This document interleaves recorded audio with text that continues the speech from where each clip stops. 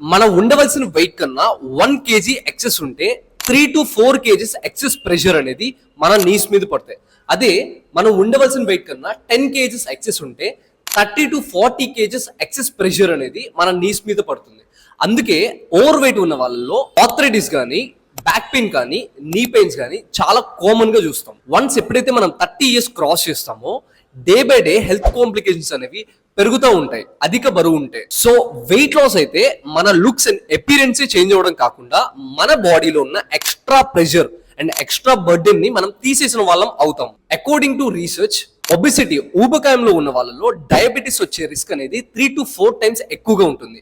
అదే అధిక బరువు ఓవర్ వెయిట్ ఉన్న వాళ్ళలో హెల్త్ ప్రాబ్లమ్స్ వచ్చే రిస్క్ అనేది చాలా హైగా ఉంటుంది. నాట్ వన్, ఇది ఒక్కటే కాదు, బాడీలో ఉండవలసిన దానికన్నా ఎక్స్ట్రా ఫ్యాట్ సెల్స్ ఉంటే ఇవి బాడీలో టాక్సిన్స్, వ్యర్థాలను రిలీజ్ చేస్తాయి. దీనివల్ల బాడీలో కొలెస్ట్రాల్ పెరిగిపోవడం, బ్లడ్ ప్రెషర్ రావడం, ఈవెన్ మన ప్యాంక్రియాసిస్ రిలీజ్ చేసే ఇన్సులిన్ ని కూడా ఈ ఫ్యాట్ సెల్స్ అనేవి రెసిస్ట్ చేస్తాయి.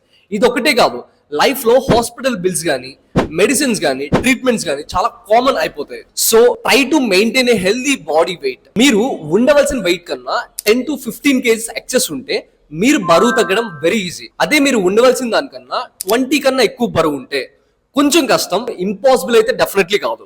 మీరు సీరియస్ గా వెయిట్ తో, అధిక బరువుతో కానీ, ఒబెసిటీతో కానీ సఫర్ అవుతుంటే direct message me, I will help you out.